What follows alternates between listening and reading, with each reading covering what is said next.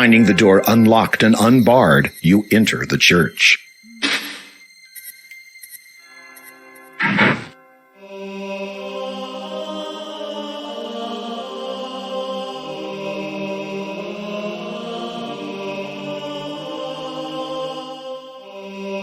Feeling humbled, you kneel down to pray.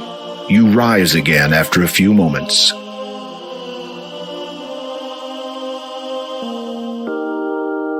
The monk stirs, stands, and turns to face you.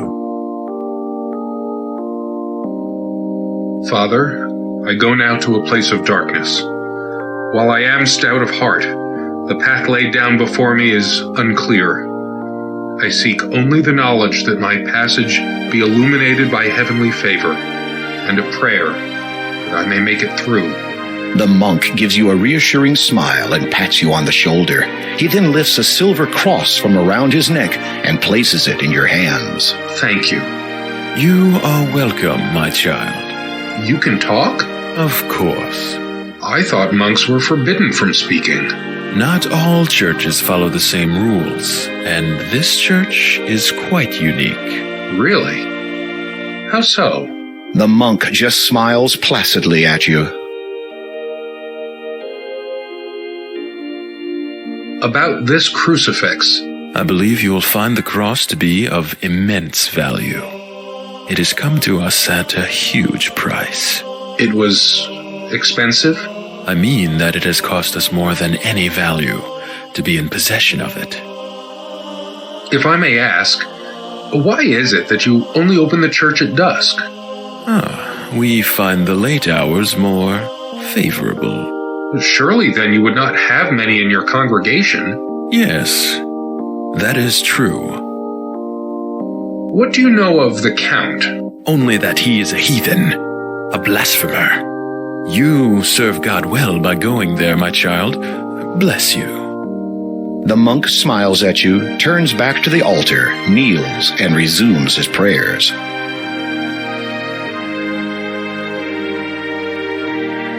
There is no congregation in attendance.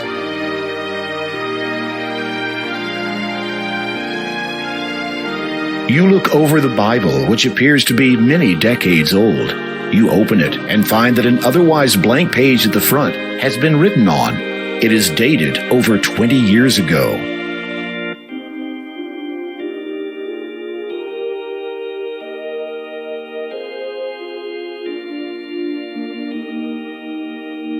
You return the Bible to where you found it. You also notice that a page from the Bible has fallen onto the floor.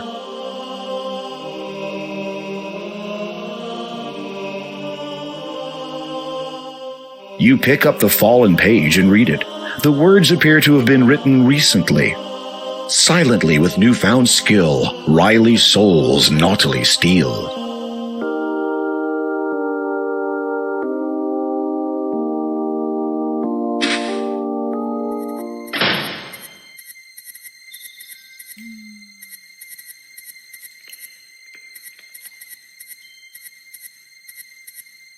You can't use that there. You place the silver cross and chain around your neck and wear it as a necklace.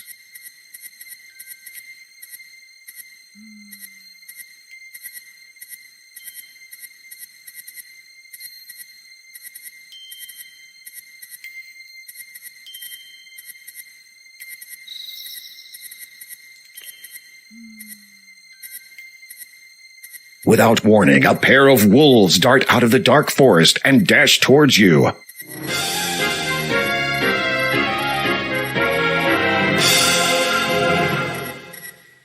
For a minute there, you thought those wolves were going to attack.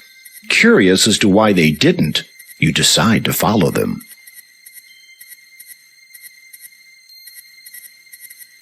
You see the monk standing alone outside the church. Then you notice the two wolves approaching him.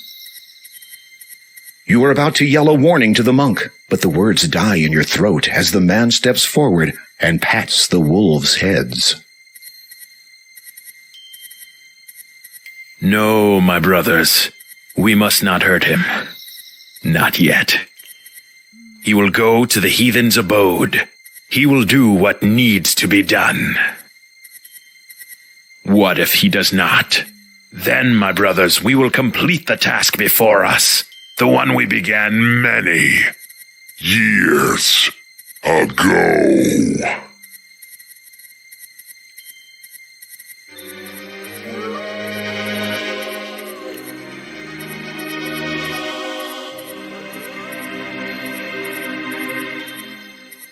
You quickly move away from the church, your heart racing faster with every step. You have a good idea now what will happen once the moon comes out in full, and you do not want to be anywhere near here when it does. One thing's for sure, you're not getting married in that church.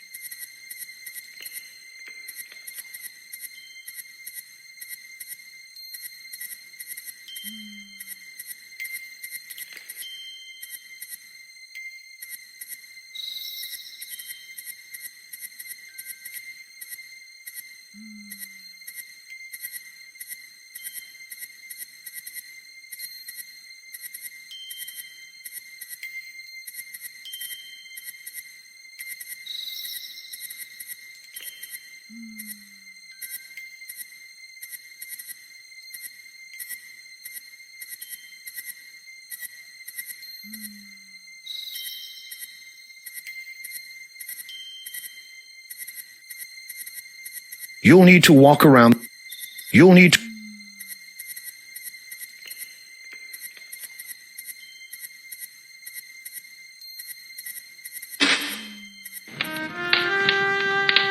Oh, sir, have you seen my little granddaughter?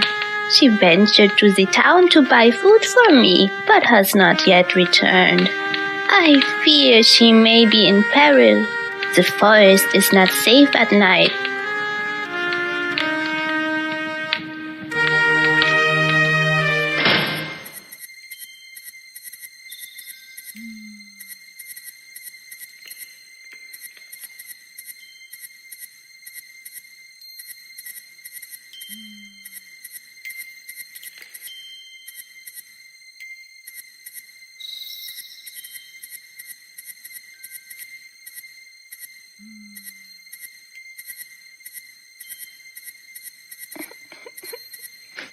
You hear the sound of a child sobbing nearby.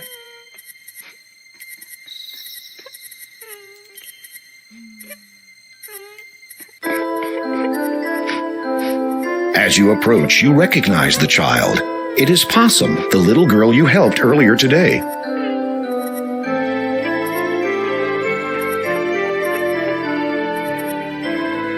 Are you all right? What happened? I went into town to buy some chicken soup for my grandma.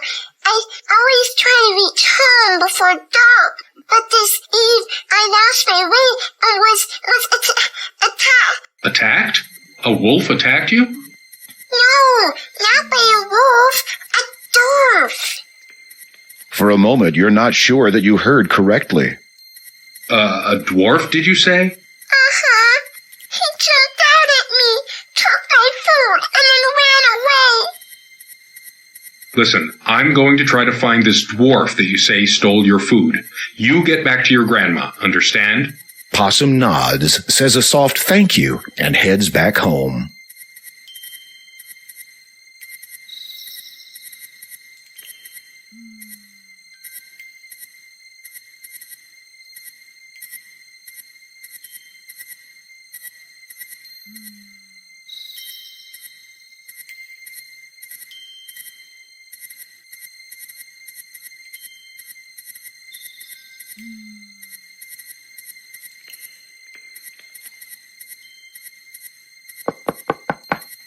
You wrap...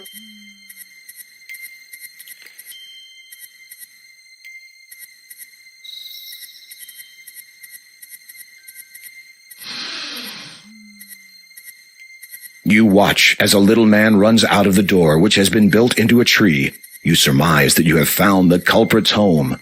The vague aroma of chicken soup confirms it. That fiend.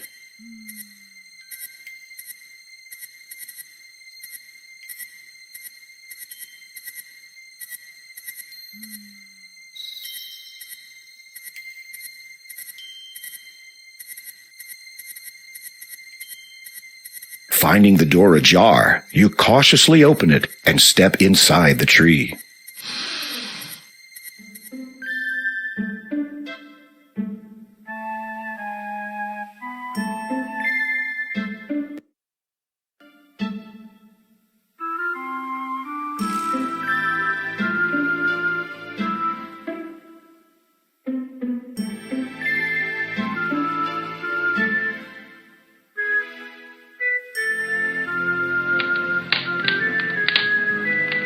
That's not a knife.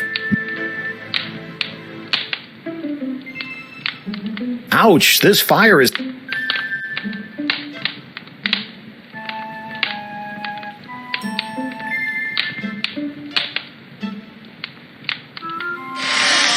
Upon opening the trunk, you find a number of items that the dwarf has obviously stolen and stashed away. Among them are some gold coins. They display the distinctive face of the first king. They could only have come from the magic chest of Daventry.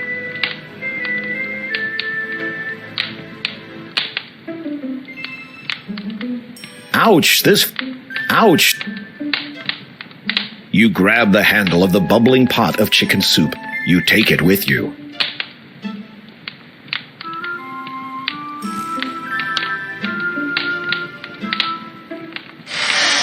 You close the chest.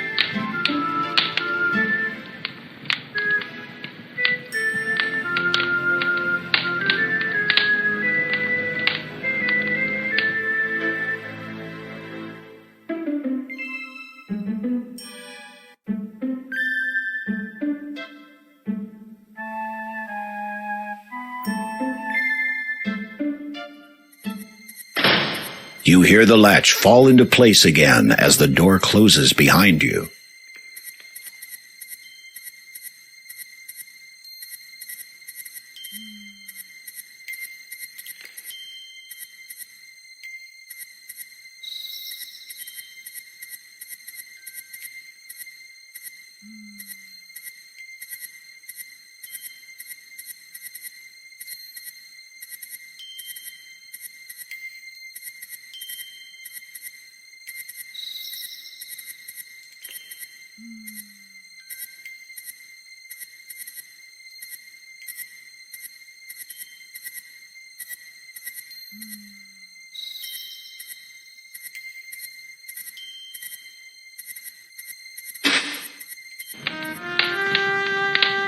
Welcome. Come in, please.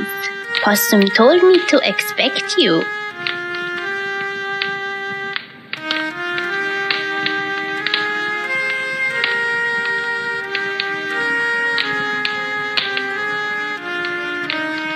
You place the now cold chicken soup over the crackling fire once more. After it heats up to eating temperature, you remove it again.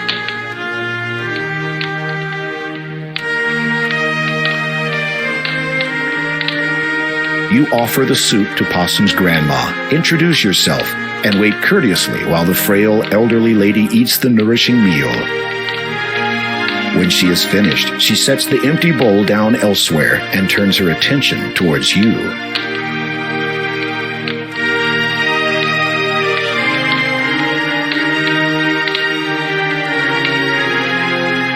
If you would like to speak with me for a while, I would welcome your company. A person should never turn away a visitor, especially when she reaches the twilight of her life. You can't help but feel a sense of finality in the old woman's words. You must have something in return for your kindness. You do not need to risk your safety for an old, worn-out woman like myself. Look under the bed. You should find something to keep you a little warmer on a cold night like this.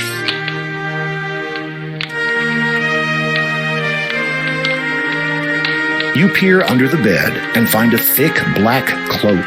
Lying atop it is a beautiful ruby-encrusted ring. You pick both up with reverence. I could not possibly take these fine things from you. Oh, please. I want you to have them. Nights in Colima are cold, believe me. As for the ring, well, Perhaps it is better that I do not have it to remind me. As you wish. You have a charming young granddaughter.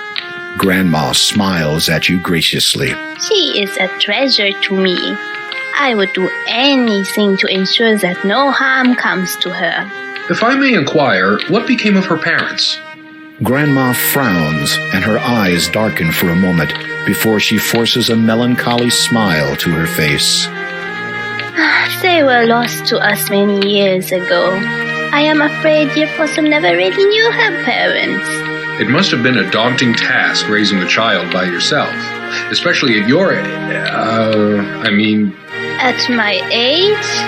I am certainly not as young as I used to be, and there is no shame in that.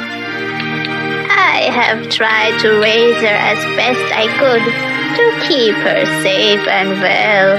However, I fear that as of late the reverse has become truer.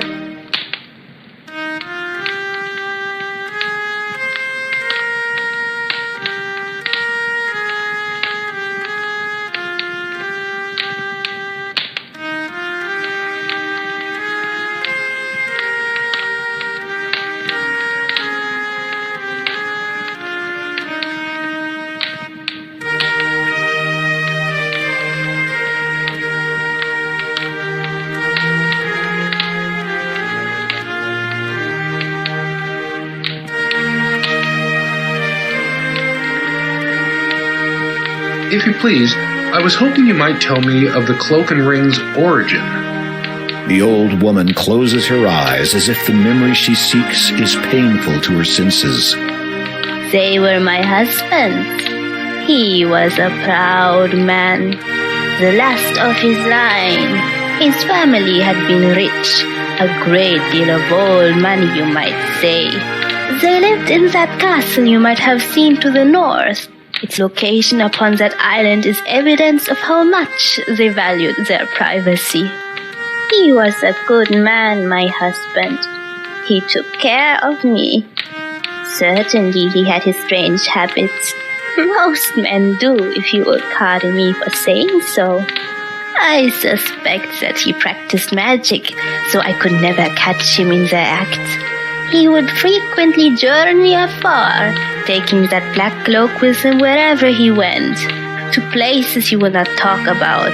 He said that it represented something important to a certain group of people, and that I was never to mention it to anyone. But he was always there for me, always, until that fateful night. We had been married just over a year, and I was heavy with child. We were both out walking in the weirwood forest late one night. The air was warm, and in our youth we paid little attention to the world and its many dangers. Besides, there was a full moon. We could see clearly enough.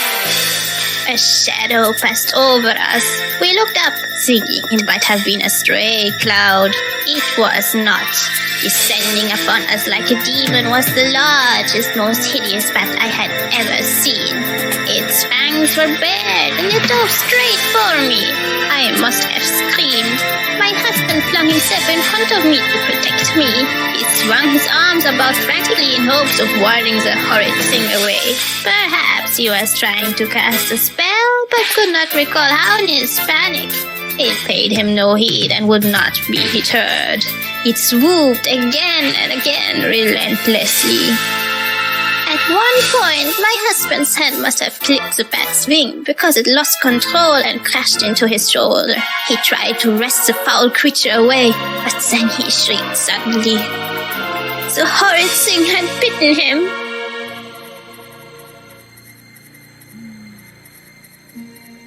He never did recover from that incident. He just faded with each passing hour. Within 2 days of the attack, my husband had died. We buried him on his family's plantation on the island.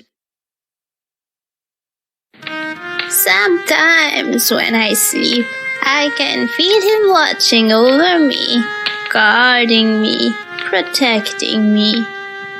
I think he is waiting for my time to come so we can be together always. The old lady seems to be dozing off. You can barely hear her final words. I miss him so. Telling the story has clearly taken a great deal out of her. You watch the old woman a moment and notice her labored breathing as she sleeps. Despite the little girl's tireless daily efforts, perhaps there's nothing more to be done.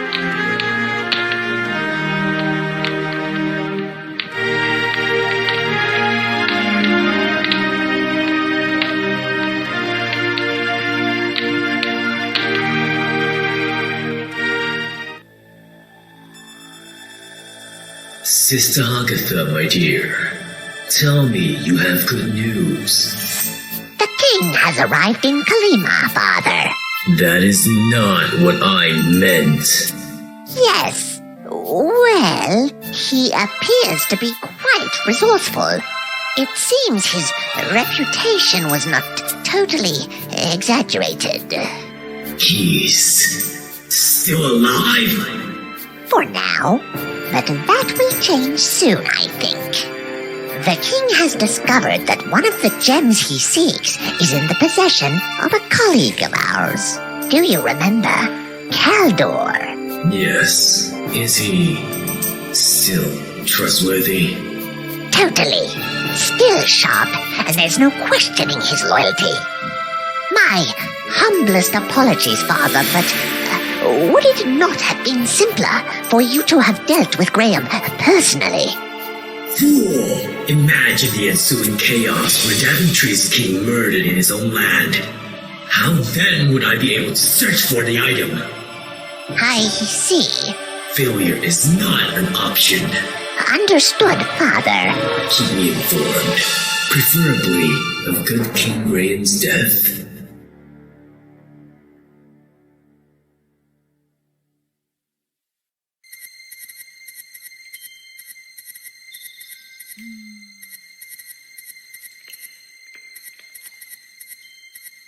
Nothing. With a flourish, you fling the black cloak around your neck and fasten it.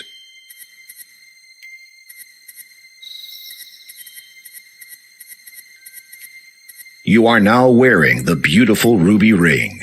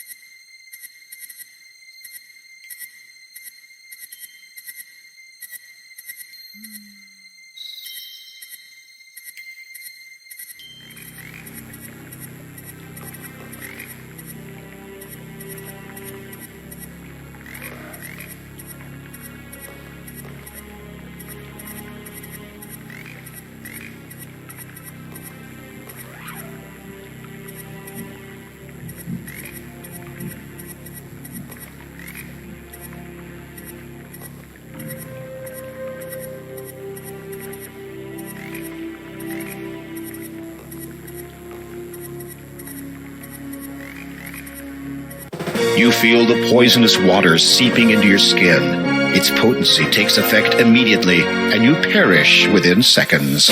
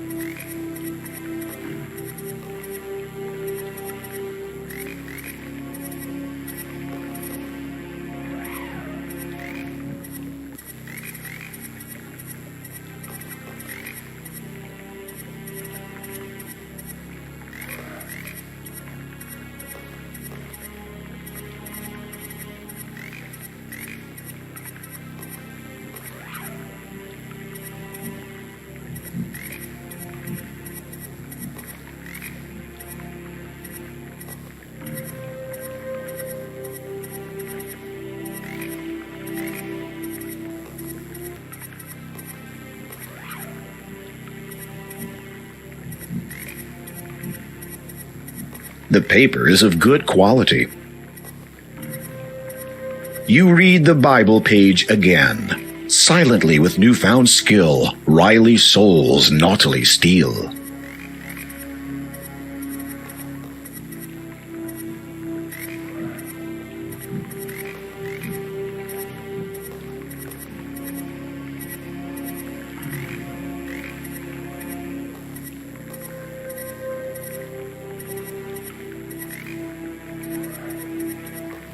You read the Bible page again. Silently with newfound skill, Riley souls naughtily steal.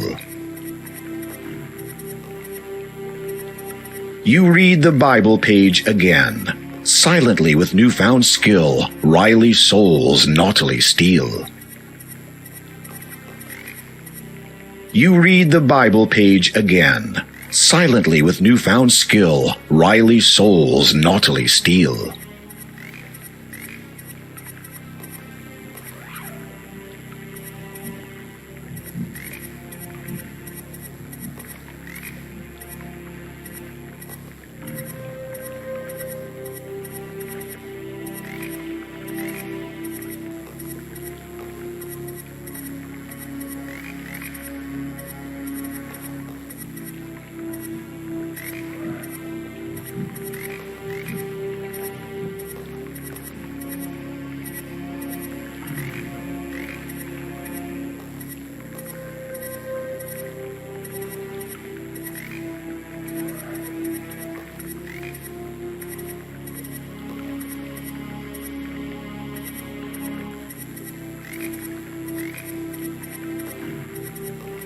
From here, you cannot make out much detail. However, it is unquestionably a castle.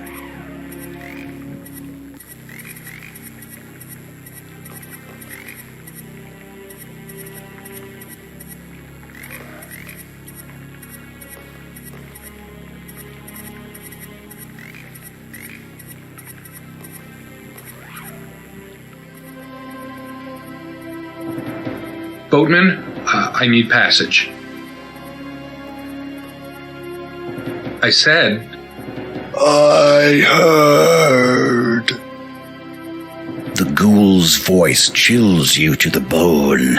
It speaks with a deep, resonating bitterness. You cannot make out a great deal of its face, but what you can see has the hairs on the back of your neck standing on end. In life, I would row this boat for the master. Long ago was my untimely death in these waters, but still I remember many things. Laughter, tears, joy, pain.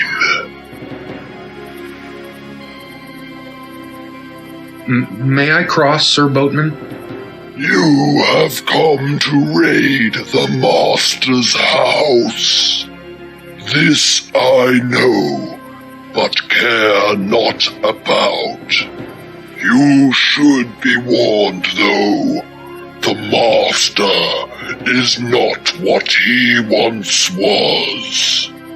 Never has this land known a kinder, more compassionate, and nobler ruler than he. But his fate has long since been decided. Down a dark path he now treads, and he feels naught for anyone nor anything, save for one other. And even that is a rare trait for a Nosferatu. You freeze. Neither the Door of Destiny nor Neptune mention this count as being undead. If I may ask, Sir Boatman, how did the swamp come to be here? Is it natural? No, the ground you stand upon was once farming land and dwellings for the peasantry. How did it come to be like this? A score of years passed after the master died, and a great morass opened up, covering the surrounding land with slime and poisoned water. Once rich and fertile, now it is no longer. The Count has caused this? It is believed so, for why else would his own castle be spared? Thank you, Sir Boatman. The boatman has nothing more to say.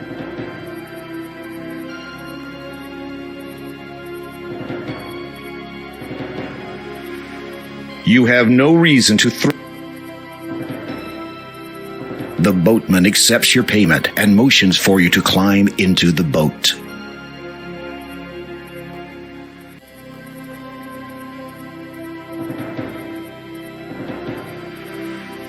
The shrouded ghoul paddles across the toxic lake to the shore on the other side.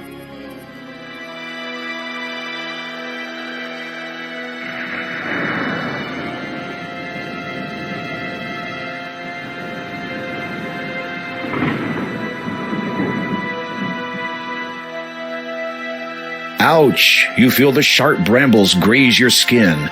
Your vision blurs and you begin to feel lightheaded. You feel a heavy coldness run through your entire body. Soon you are unable to stand.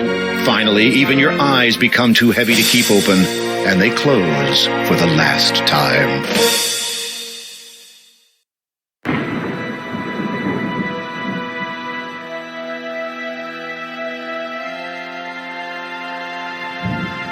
After swallowing the magic sugar cube, you get a feeling of invincibility.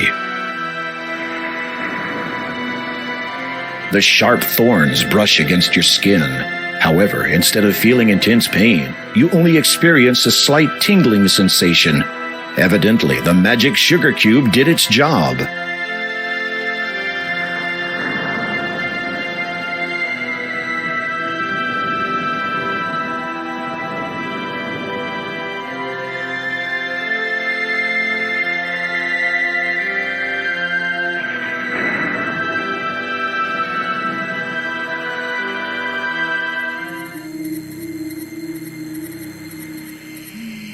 Lord Herbert and Lady Lillian, 1646 to 1668, loving parents of Anastasia, beloved son and daughter-in-law of Count Caldor and Countess Lavidia, our enemies be warned, their untimely deaths shall be avenged.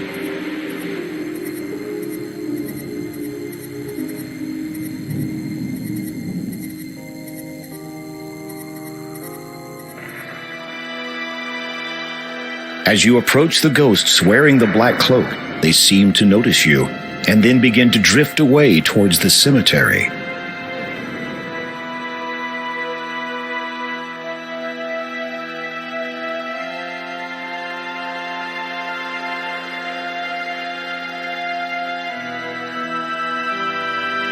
Having an idea, you push the crucifix into the cross-shaped keyhole.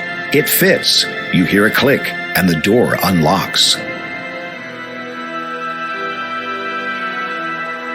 You push the heavy wooden door open, take a deep breath, and step nervously inside the castle entrance.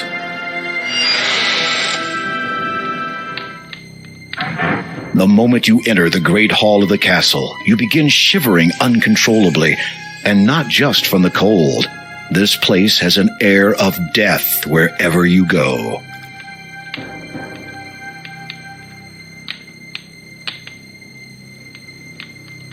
The portraits on the wall depict the couple who once lived here. They look young and proud.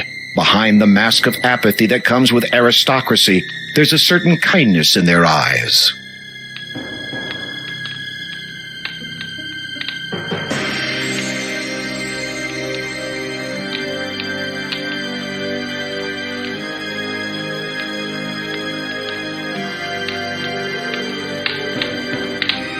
You would rather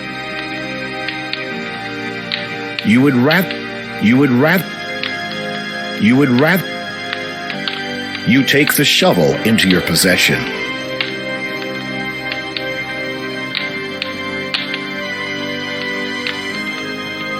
This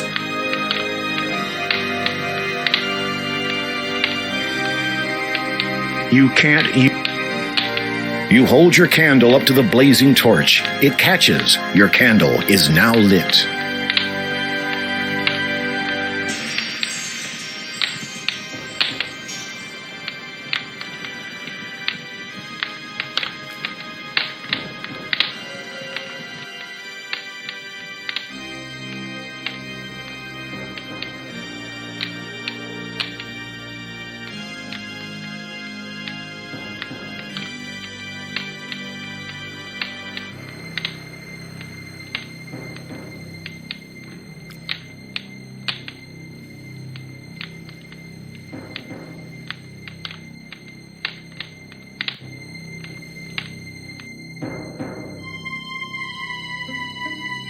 The staircase beyond is very dark.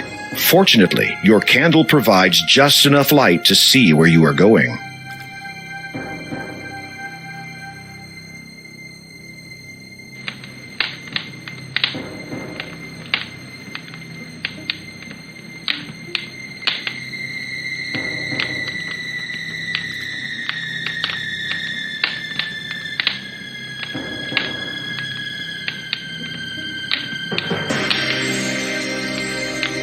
You remove the black cloak again.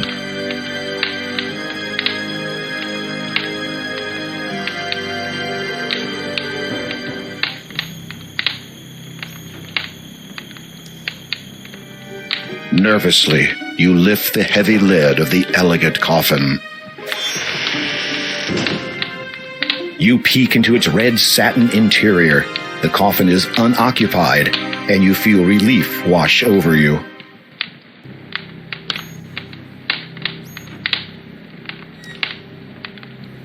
As you prepare to look inside the coffin, King Graham, I presume. You turn on your heel. There, blocking the only exit from this dismal room, stands the Count. His skin is pale, his eyes jet black. He wears a black cloak nearly identical to the one that you possess. You know me? Ah, yes indeed. Sister Hagatha alerted me to your arrival, dear king. Desperate to stall for time, you query the Count. Sister Hagatha, you say? Who is she? The Count regards you with a suspicious glare. Though I suspect you already know the answer, Hagatha is a charming mage who does as she pleases in this land. Strange. I was not aware a new ruler had been elected. Do not be foolish. Hagatha has no interest in the politics of this wretched place, nor do I, in point of fact. Death tends to diminish one's taste for power. No, at present, she is interested only in one thing, as am I, your destruction. The Count no longer...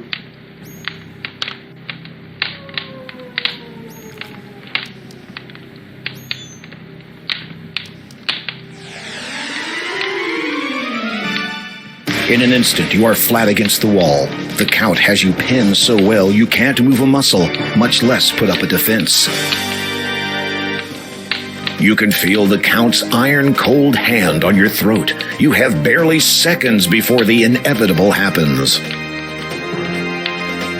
The Count snatches the cross key from you, and to your complete surprise, kisses it. A sarcastic grin flickers on his face for a moment. God bless Colima.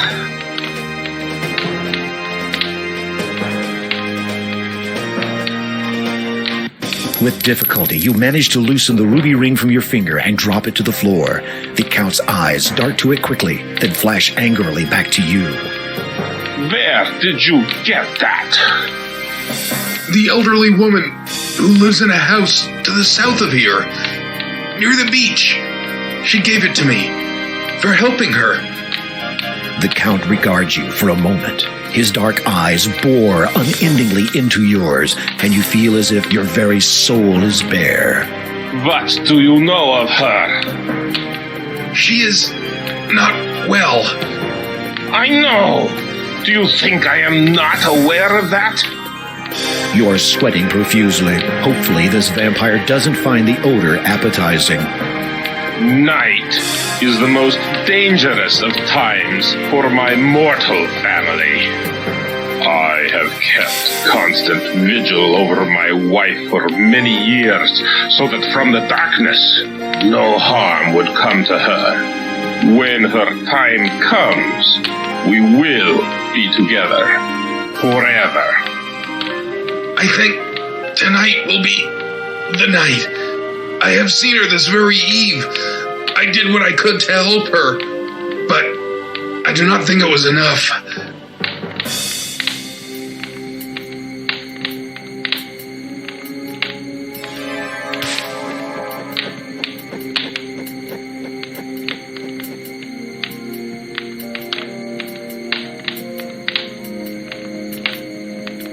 As you watch the giant bat fly out of the room, you remember that the Count confiscated your crucifix.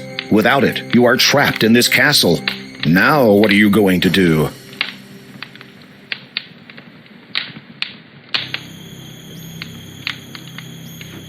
You peer into the ornate coffin. Finding it unoccupied, you see that the interior is lined with shiny red satin. At long last, you have located the final gem, the Death Gem. You breathe deeply, reach out, and take the stone in your hands. It is ice cold to the touch, but you don't care. This is the last thing you need to unlock the door of destiny. Now all you have to do is get out of here.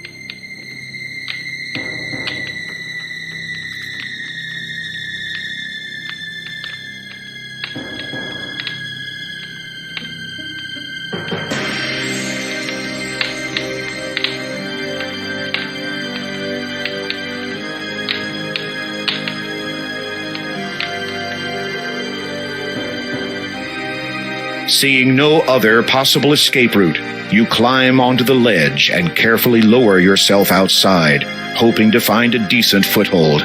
It is a long way down. You are way...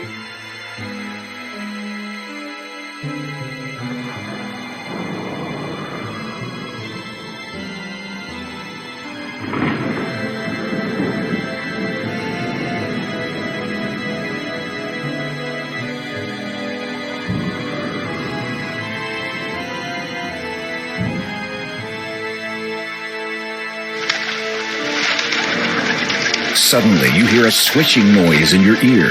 It's joined by two others. You instinctively try to brush whatever it is away, but in doing so, lose your hold on the bricks and fall backwards.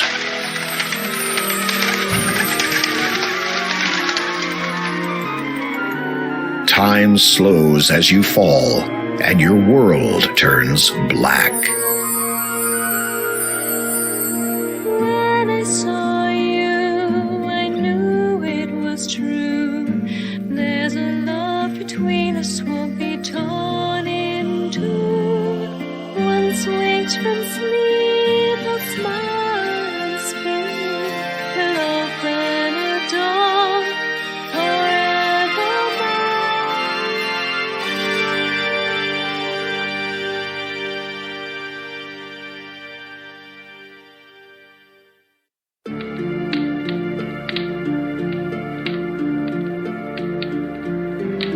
Our guest has awoken, my love. Ah, good evening, dear king. I do not believe we have been properly introduced. I am Count Caldor, former lord of the realm of Colima. May I present my wife, Countess Lavinia. A pleasure to see you again. In gratitude to you for alerting me to my wife's grave condition, I took the liberty of preparing you a dish. I thought you might be hungry after your harrowing adventure at my window. You will forgive us if we do not join you. Our tastes differ from yours, do they not, my darling? You shudder to think what different tastes actually means, but for some reason you note that you can no longer hear any rats squeaking in the distance. Indeed, so much to become accustomed to. You shall have all the time that the world has to share to grow accustomed to such things. Well, perhaps 30 years. Should the father locate the item by then, there might not be enough world left for anyone afterwards. Has this father to do with why you frequently went abroad, always with that cloak of yours? Most certainly. But I think that my affiliation with him and his association has come to a close. My obligations to them took me away from my beloved too often. I do not wish to repeat that mistake. You are forgiven, my love. Their attention, which seemed to have wavered momentarily, now redirects back to you. Well. What to do with this one? What were you going to do with him? Kill him. I had quite clear instructions from Hagatha, who had apparently received them from the father himself. But if you are not, as you say, affiliated with his association anymore... They both share a knowing smile. Tell us, King Graham, why are you here in Colima? You take a deep breath, trying to ignore the fact that you are the only one capable of doing so, and relate your story of the vision in the magic mirror and your quest to find the 3 gems of nature. The Count and Countess exchange cryptic smiles. Romancing the stones. Indeed. Obviously, that was a private joke, as you did not understand it. So you search for the one with which you would share the rest of your life. On that I cannot fault you, nor on your intentions here. Therefore, I can forgive the trespassing. However, there is the matter of the dark gem you wish to remove from my castle.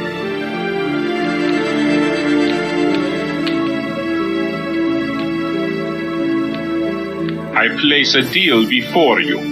I am looking for a magnificent sapphire-encrusted tiara. It is a valuable family heirloom and has been on this estate for centuries. This castle and its estate are old, though. It could be virtually anywhere, in any number of hiding places. I suspect there are many that even I am not aware of. I wish to present this tiara to my wife as a gift to commemorate the eternity we shall spend together. If you can find it and bring it to me before sunrise, then I will give you the gem you seek and your freedom. You nod, unable to believe that you have virtually been ushered away from death's door just so you can run an errand for a couple of vampires. You do not want to think about the consequences if you fail to meet the deadline. So, I have until just before sunrise to retrieve this tiara? That is correct. And if I am unable to before that time? The Count's eyes glint red as he looks directly into your own. For your own sake, I shall hope that you are successful. You bravely suppress a shudder. It seems clear that you are not off the hook yet. Pardon my asking, but as the Countess of this realm, I presume you have lived in this castle before now? Yes, that is so. Then how did you come to live in that old house by the sea? After my husband died, I continued to live in the castle for a time. I watched my newborn son grow into a man, marry, and have a child of his own. Possum. Yes. Shortly after her birth, however, my son and his wife both befell a tragic end at the hands of... The Countess looks pained and appears unable to continue. I apologize if I have caused you to relive your grief. A vampire cannot truly feel grief, but perhaps my wife still recalls hers. I shall continue for her, if you so wish. Chairing this... Please, if I may know, how were your son and daughter-in-law lost to you? They were slain by the Brotherhood. The Brotherhood? You have met them at the church. Your mind reels, so that is the connection. Why would the Brotherhood kill your heirs? Oh. As you have just guessed, the Brotherhood wish an end to the reign of my family. Why else would they give you the means to penetrate my domain so that you could do their dirty work for them? The cross key. Exactly. Stolen from me through stealth and their own brand of magic. The Counts of Colima have all descended from a single bloodline. We have always been partial to change, as opposed to the stagnating status quo of the Brotherhood. Over the last few decades, the Brotherhood have tried to dispose of my family as best they could. That which I am now was brought about by them. They were the ones who set the monstrous, infected bat upon me. Long have I cursed my ineptitude. I should have used magic to defend myself. Do not be so hard on yourself, my dear. I remember that night well. That hideous creature gave you no chance. Perhaps. But I should have awoken from my dark sleep sooner. Then I would have been able to protect our beloved son and his wife, and you would not have been forced to flee the castle, to live out your days in that wretched old house under a false identity. It was not so bad a time. Dear little Possum loved it. I hope she will be as happy in her new home. She has a new life now, with no reason to fear any more.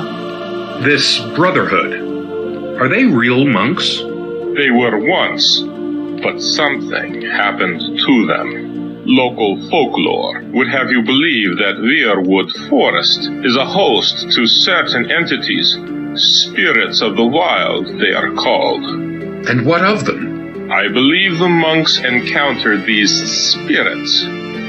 What occurred specifically is beyond anyone's knowledge but their own. But it is evident that the men were given the ability to transform themselves. Unfortunately, their minds were apparently transformed also. They began to believe they were destined to rule, and since have presented great danger to myself and my family. So the danger you face is not a result of some decades-old feud? Not at all, dear king, though history will likely reflect such. But, to answer your question, the members of the Brotherhood are no longer the goodly monks they once were. They do not represent their fellow brethren well. The Count has nothing... You seem to have lost your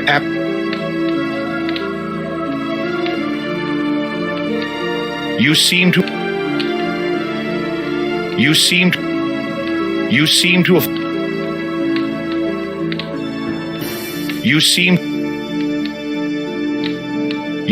to have... An entire smorgasbord adorns the tabletop.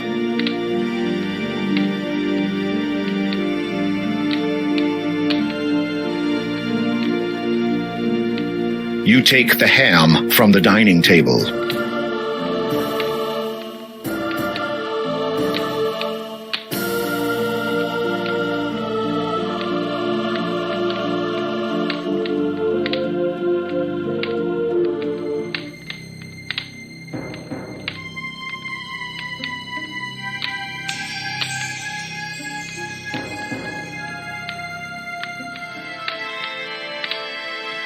You see a young woman sitting on the dusty floor. She has a book in her lap entitled Little Red Riding Hood. I wish I could read this story.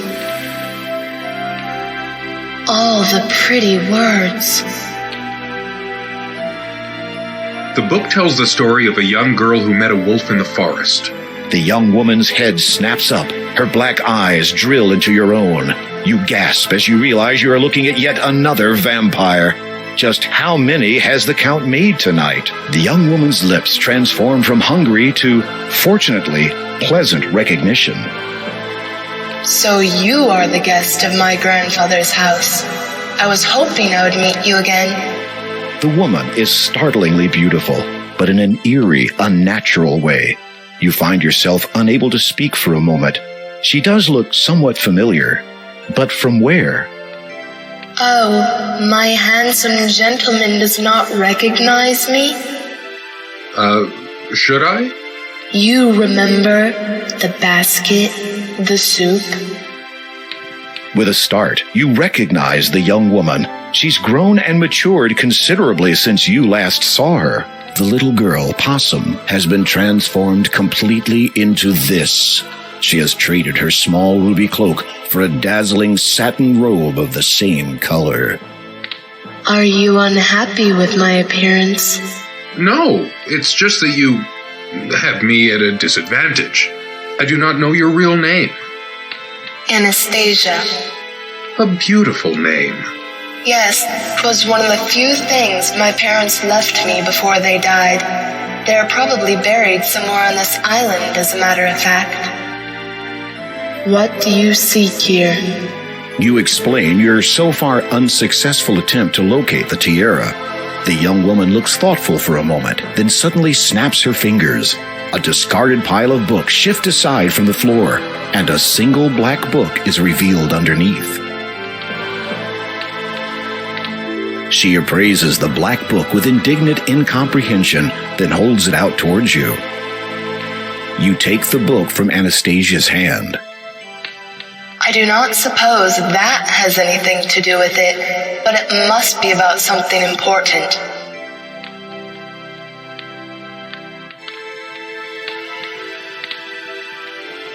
How do you feel about what the Count has done to you? I am not sure. I suppose I should be grateful. Grateful? Yes. If he had left me as I was, I would have faced the same danger that claimed the lives of my parents. The murderers hunt my family still. We will not be completely safe until they are gone. At least I now need not fear anything that prowls by night. True enough. And if you can avoid daylight altogether for the rest of eternity, you will be fine. You have nothing.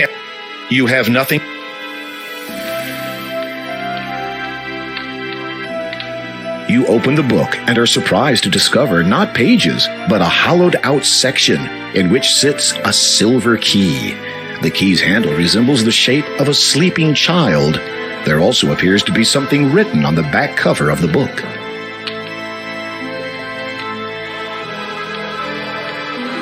Yes, I thought that might interest you. Fancy putting something like that in a book. Whoever heard of such a thing? You'd be surprised, actually. I once found a magic bowl in the middle of a forest. How odd. Not so odd as seeing leprechauns flee from a tiny plant.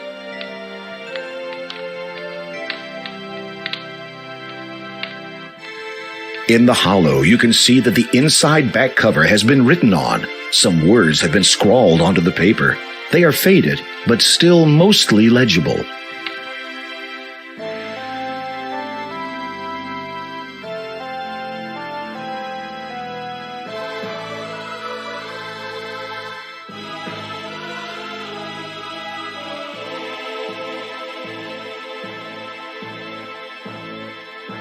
The writing scrawled on the back cover reads, "If treasure you seek, dear to my heart, tales of fiction is where you must start.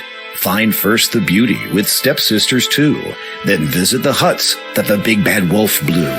The girl with no flock will usher your way to the little old man who spins gold out of hay. Those two star-crossed lovers shall be your last guide. They'll lead you to riches that pirates did hide. What you earnestly seek shall now truly be yours. They'll get it part wrong, and you'll be greeted by Mars.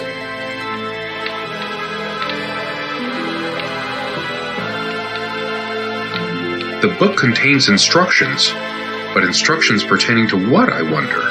Read it to me. You do so. Why, it's the bookcase, silly. It tells you how you'd find a book from there. You have to simply follow the directions. I am sure you will figure it out. What is Mars?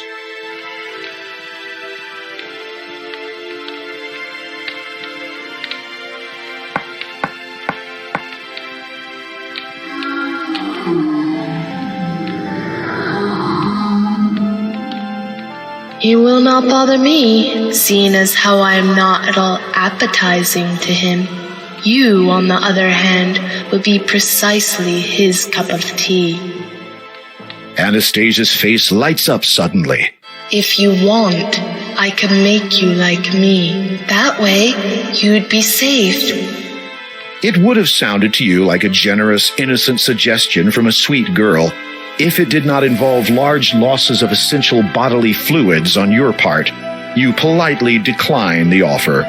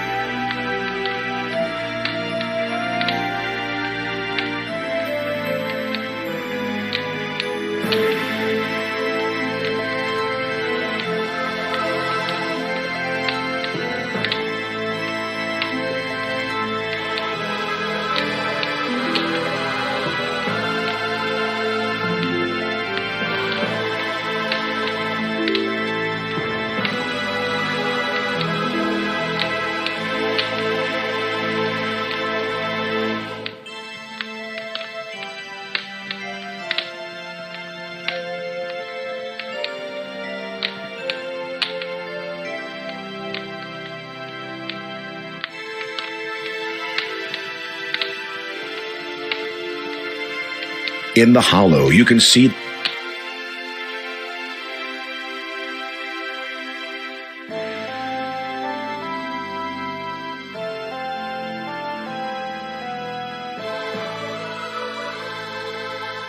the right.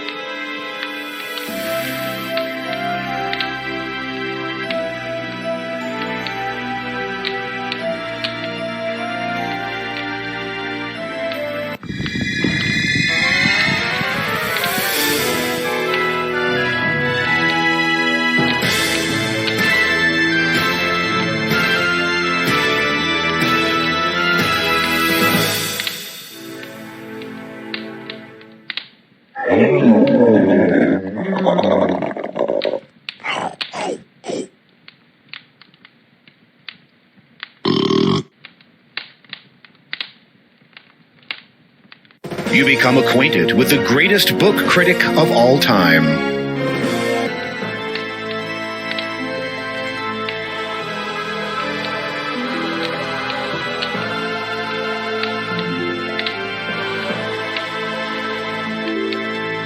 Beauty and the Beast. Cinderella.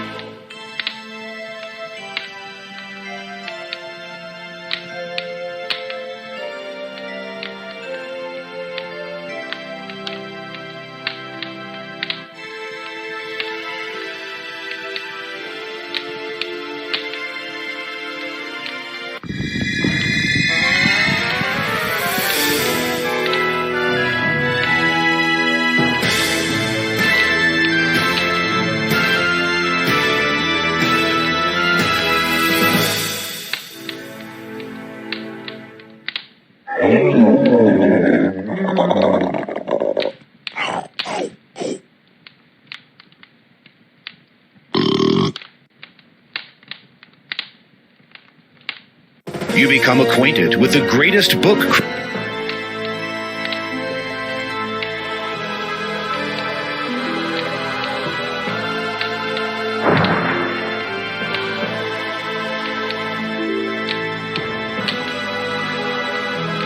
in the hollow.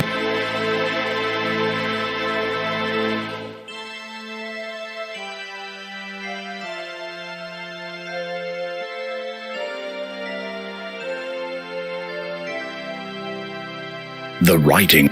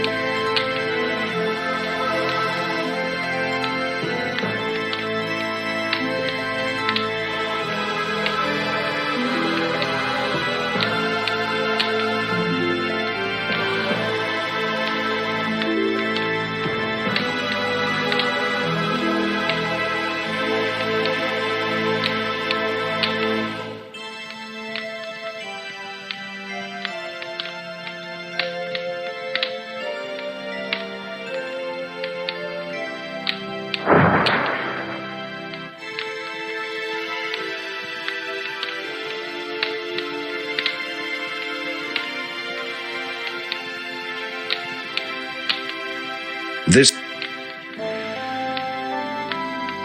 in the hollow, you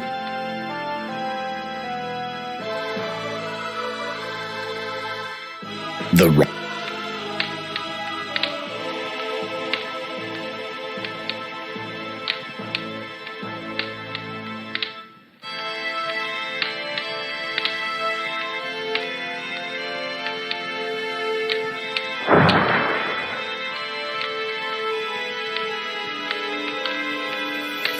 in the ho-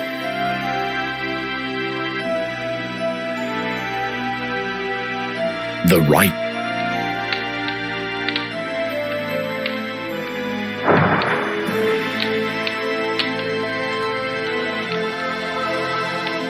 in the hollow, you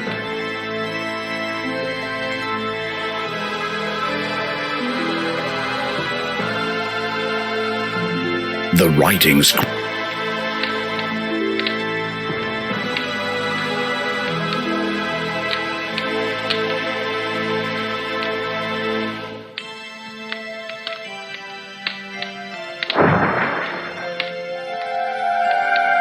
a new book has appeared on the third shelf down.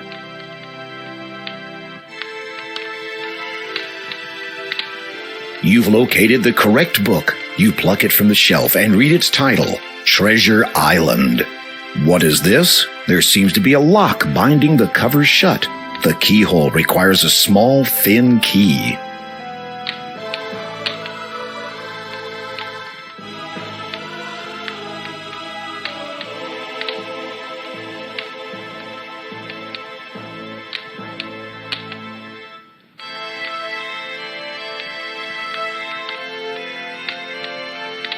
The key fits perfectly into the lock. You turn it and hear a soft click.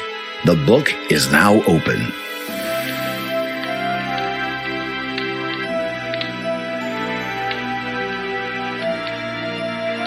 Skimming through the book, you find that a map has been sketched onto the last page. Close scrutiny reveals it is a top-down layout of the castle and its surrounding grounds. According to this, the tiara has been buried near one of the graves. You shudder, hoping that this is not going to be a case of digging all night while trying to avoid unearthed zombies. There is also a small piece of writing near the bottom. A date of fate can be found with a first, a second, and a double of nothing.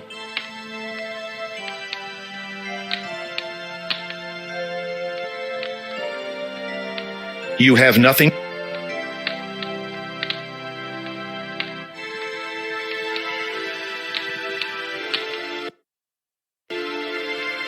I wish only one thing as payment for helping you find that book. Of course. Would you be so kind as to take this bracelet and place it on my mother's grave? I believe she wanted me to have it while I was alive. Now, it seems no longer appropriate to keep it. Thank you. I must retire now. It will not be long before sunrise. Good night, Graham. Good night, Anastasia.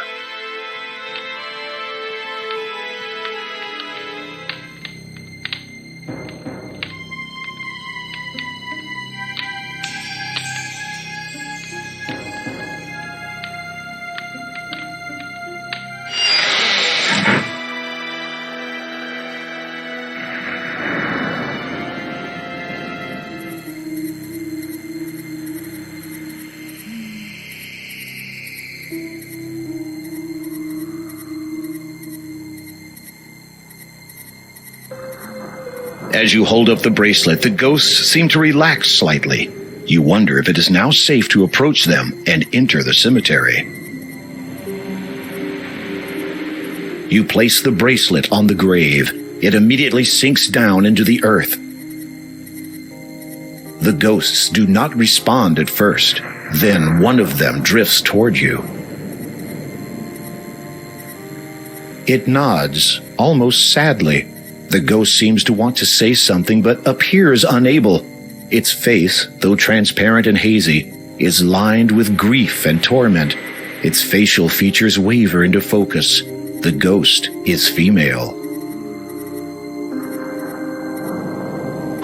She understands that our daughter will never be joining us now. No longer do we need wait for her. Now we journey to the realm of the dead, where its Lord waits to judge us. Farewell. You bow your head and cross your heart out of respect.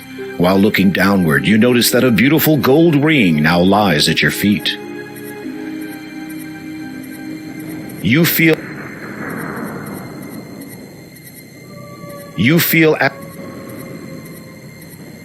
You lift the gold ring from the ground and carefully place it in your pocket.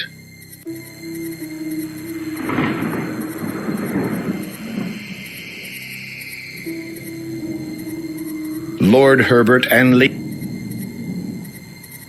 Tombs and King of Siam, date of death 47. His death was a puzzlement.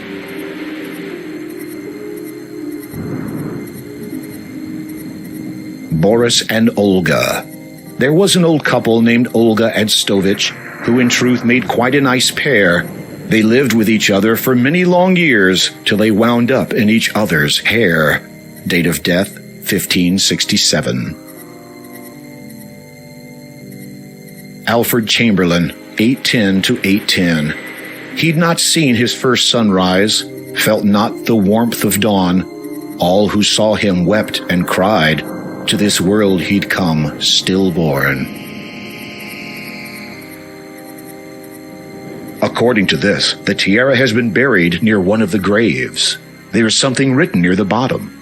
A date of fate can be found with a first, a second, and a double of nothing.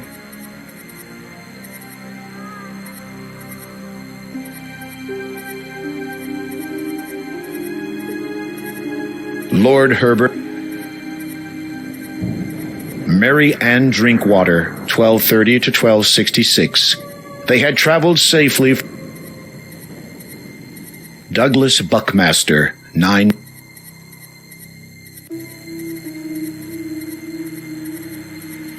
Kitty, 1500 to 1510. Sudden did the illness come upon sweet Kitty, no longer young. There is nothing more that can be done. Her lives are up. She's had.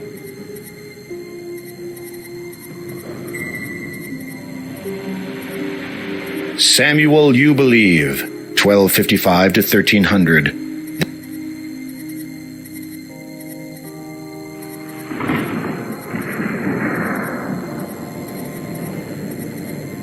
Alfred Chamberlain, 810 to 810.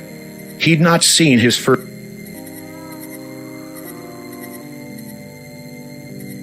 You have no You have no.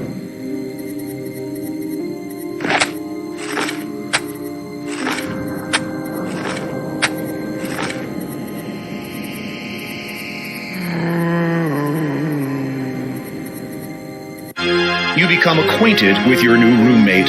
You will both be spending a lot of time together.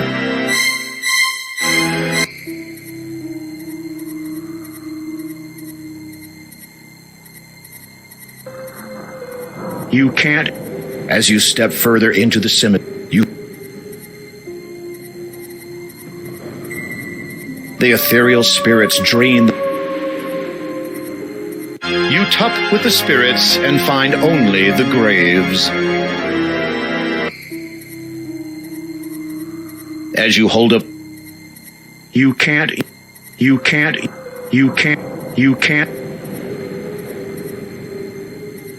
place the ghosts. It not.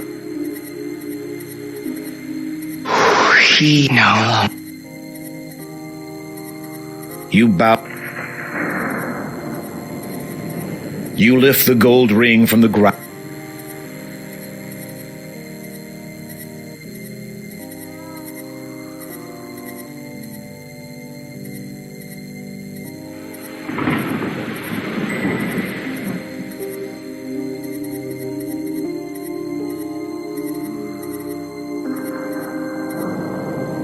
You have no.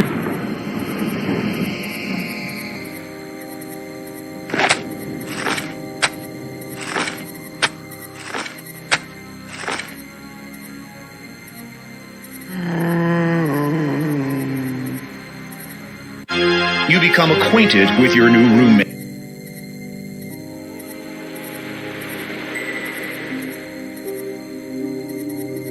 You have no, you have, you have, you have, you, you, you, you, you have, you have, you have, you have, you.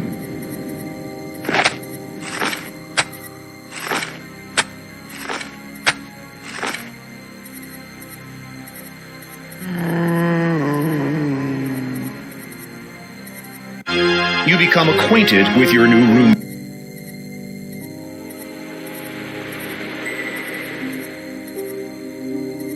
You have, you have, you, you, you, you, you, you, you, you have, you have, you have, you, you, you, you have no.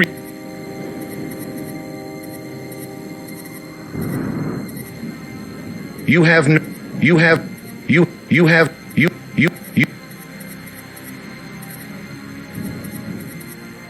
Count Bartholomew Scrooge, 1017 to 1101. To warnings he would pay no mind. Of his ailing health, his relatives they'd bide their time. After all, he had great wealth. You have, you.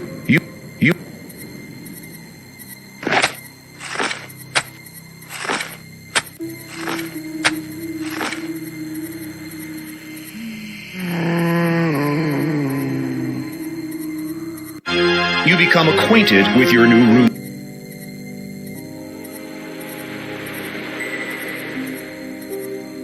You have, you have, you have, you.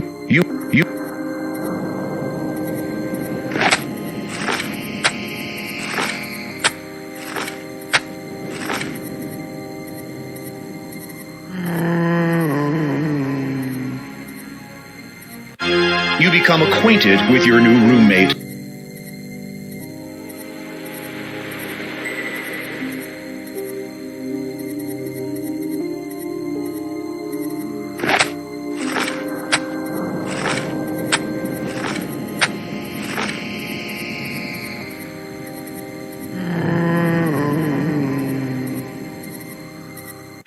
You become acquainted with your new.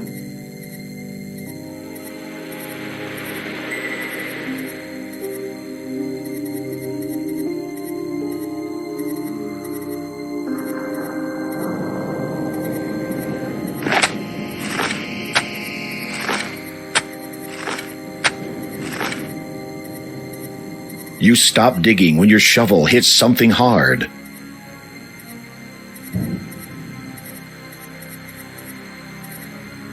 Nervously, you reach down, open the coffin, and look inside.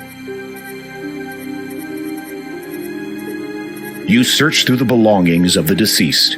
According to the headstone, they belong to a Count Christopher Evere. After some tentative searching, you find a parchment. It appears to be the last will and testament of Larman Odnarb, healer. This isn't right. You run your eyes over the parchment. It's dated 1200, the same as the date on the headstone. However, the instructions pertaining to his burial were for Larman to be placed near his family at the church's cemetery. Oh dear.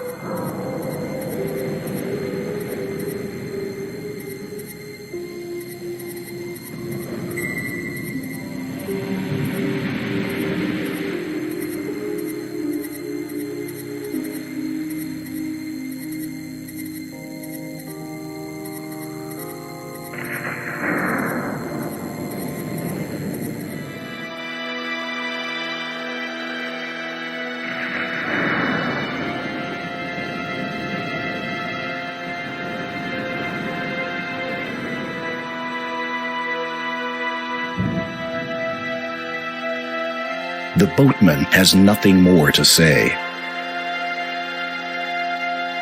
You climb back into the decrepit rowboat, and the shrouded ghoul ferries you back across the lake.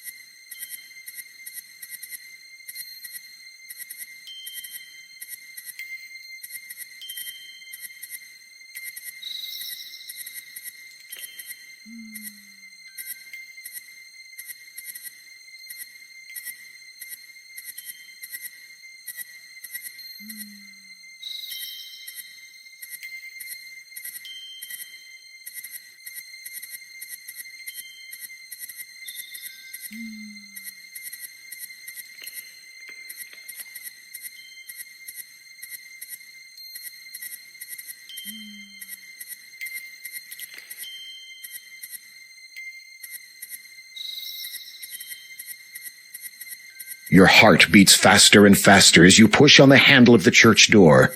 It opens, and you nervously step inside.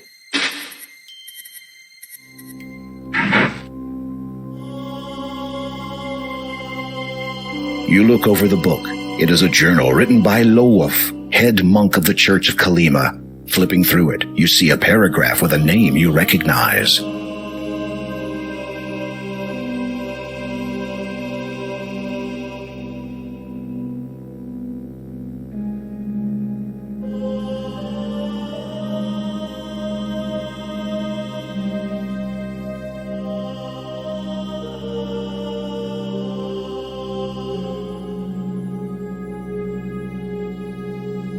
You turn a few more pages and choose another interesting-looking paragraph.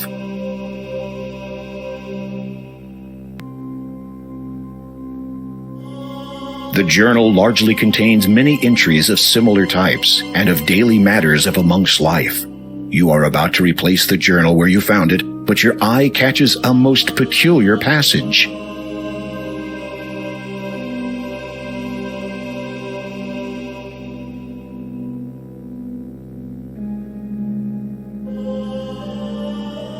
The passage ends abruptly. Though there are many pages left to be written on, it is evident that the final passage was written a number of years ago. How strange. You replace the journal, putting it back where you found it.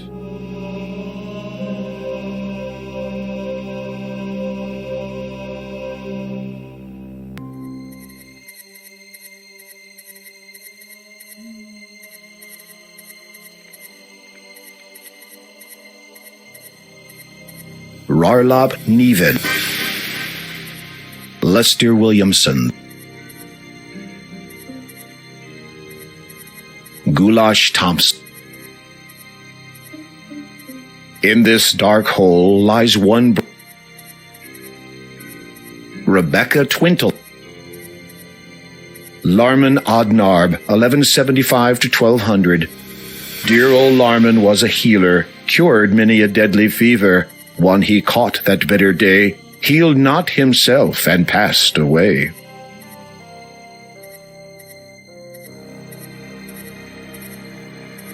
Digging yourself.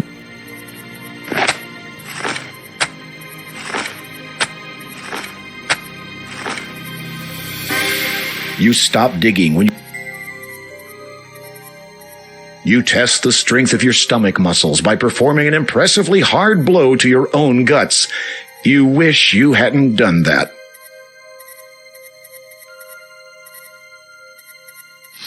With bated breath, you open the box. There it is, the tiara. As you retrieve the tiara from its final resting place, you let out a loud, relieved sigh.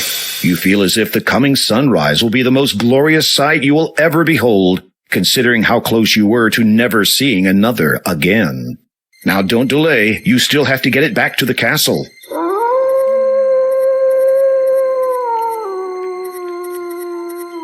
You freeze as a wolf's howl sends shivers down your spine. You force yourself to turn and face nothing. Your anxiety must be causing you to hear things.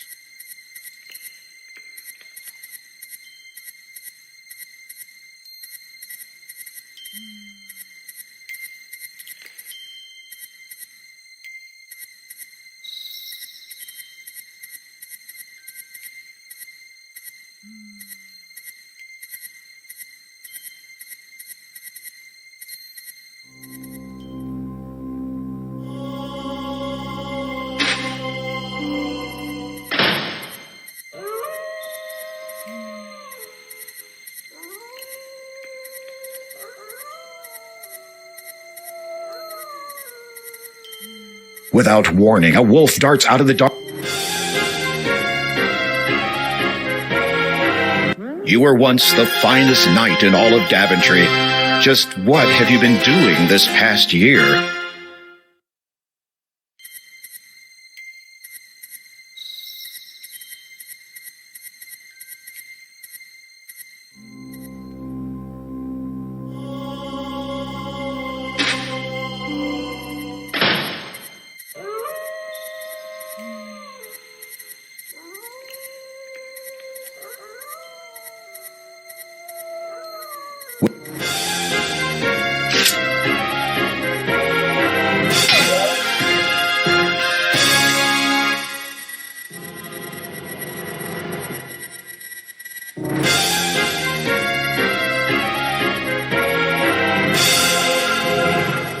The path.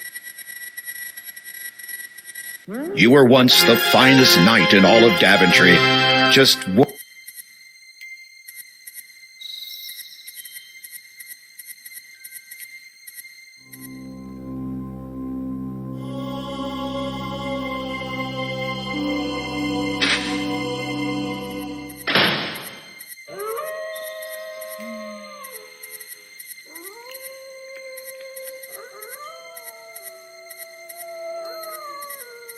Without warning.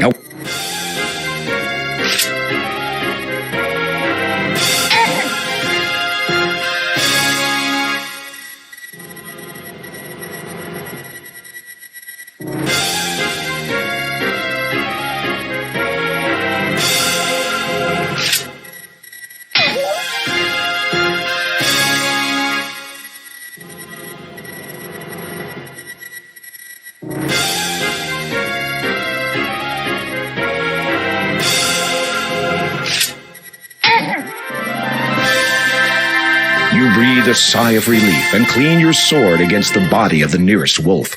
Hopefully, this will be the last time you'll ever have to defend yourself in such a manner. It has always filled you with loathing to even consider killing another creature. This time has been no exception.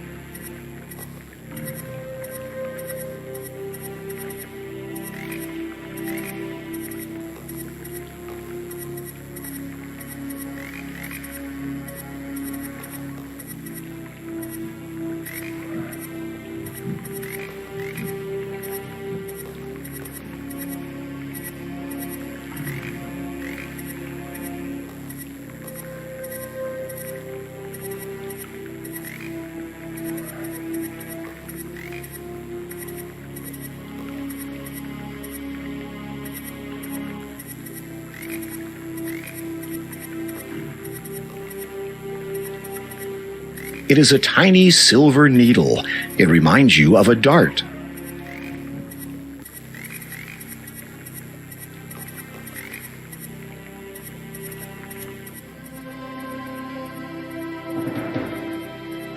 Something is wrong here. There is no boat, no boatman, and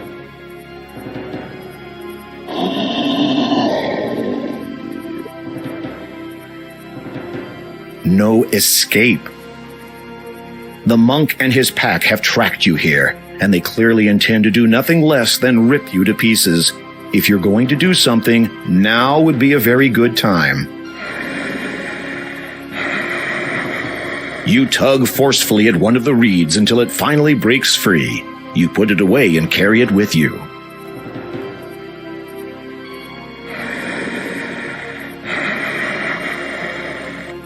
Very carefully, you bend down and soak the tip of the needle in the foul, toxic water.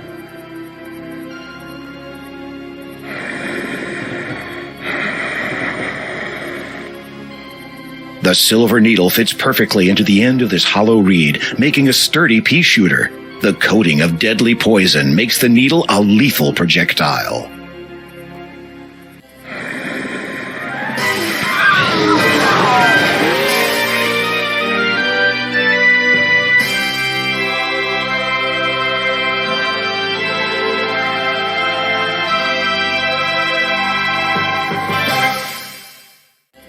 I see you have met the Brotherhood of the Pack. Where were you? Detained. A man who had assumed your appearance boarded my boat. When we reached the other side, I perceived the flaws of his disguise and dispatched him instantly. The Count has been wary of the Brotherhood of the Pack for many years now. In obtaining what he asked for and ridding this land of their leader, you have served him doubly well this night.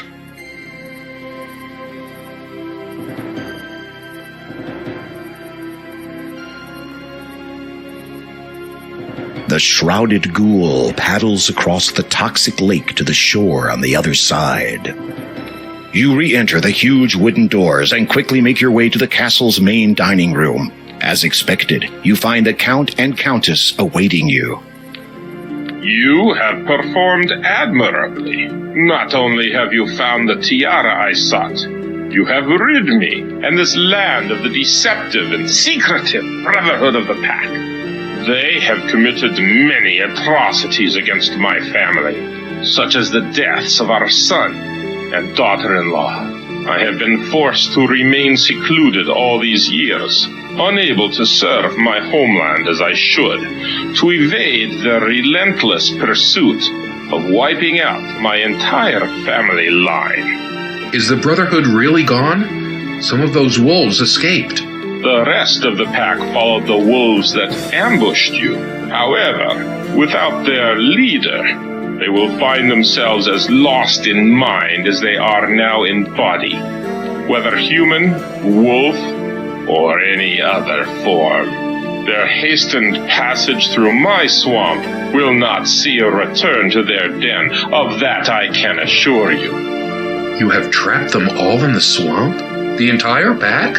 An endless flight through the mire awaits them. Should my long-stilled heart ever feel pity again, perhaps one day I shall free them. As you listen to the Count's cold, unforgiving tone, you thank your lucky stars that he no longer sees you as a threat, at least not for the time being. I release you from my service, dear King. The nearing dawn no longer signifies an uncertain future for you.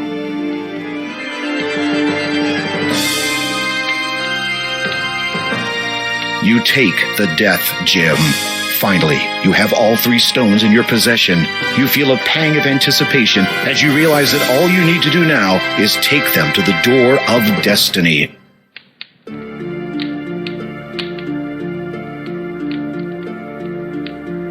You said you were the former Lord of Kalima?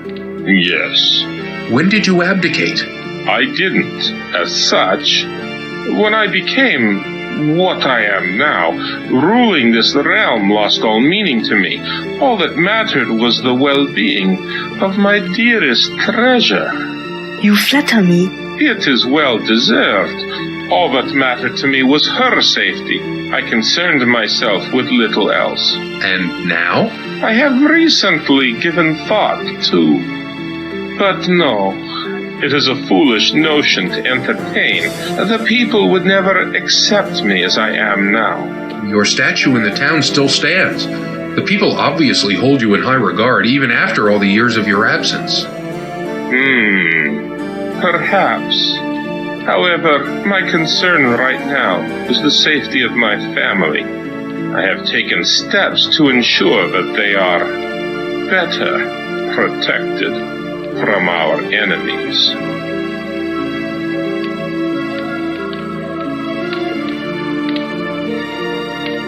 I wish you the best, dear King.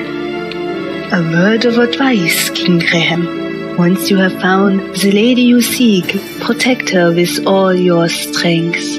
Never leave her side, and place no importance above that of her well-being. Give your life for hers if it should ever come to that. Love can last an eternity, but your loved one can be lost in an instant. Heed those words, my king, and farewell.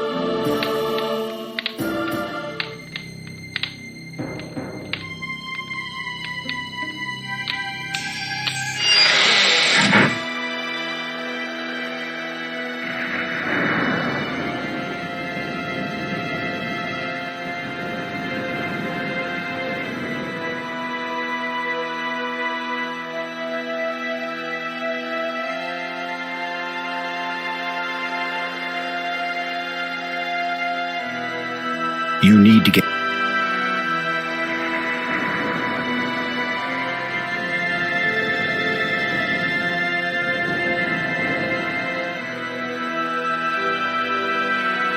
You climb back into the decrepit rowboat, and the shrouded ghoul ferries you back across the lake.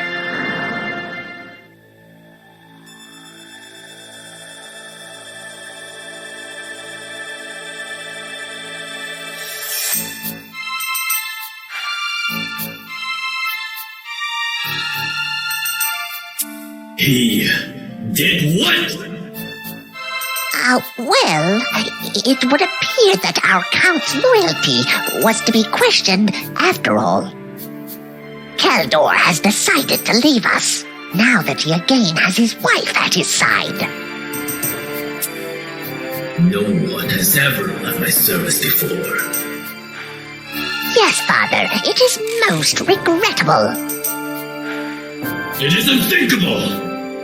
Yes, Father, it is quite unthinkable. It is up to you then, Sister Agatha. Yes, Father, it is... pardon? You will have to deal with it yourself. If Graham dies abroad, the crown will pass to me. And with it, the item will be known to me at long last. Father, are you sure? It is an ancient legend. It does exist, and I will find it. Do you hear me, Agatha? Graham is not to return to Daventry alive.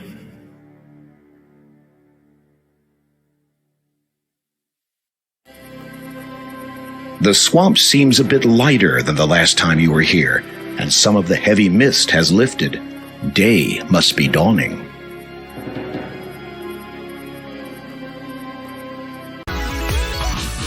Hey everyone, thanks for watching this episode, and as usual, leave a comment down below, subscribe for more video updates, and share this on your Facebook, Twitter, Tumblr, and all the social medias. And don't forget to hit the subscribe button and to turn on the notification bell to stay up to date on my YouTube channel. And if you guys want to help me out in some shape or form, I do have a Patreon account down below in the description box. And as usual, thank you for watching everybody, and have a pleasant day. Bye bye.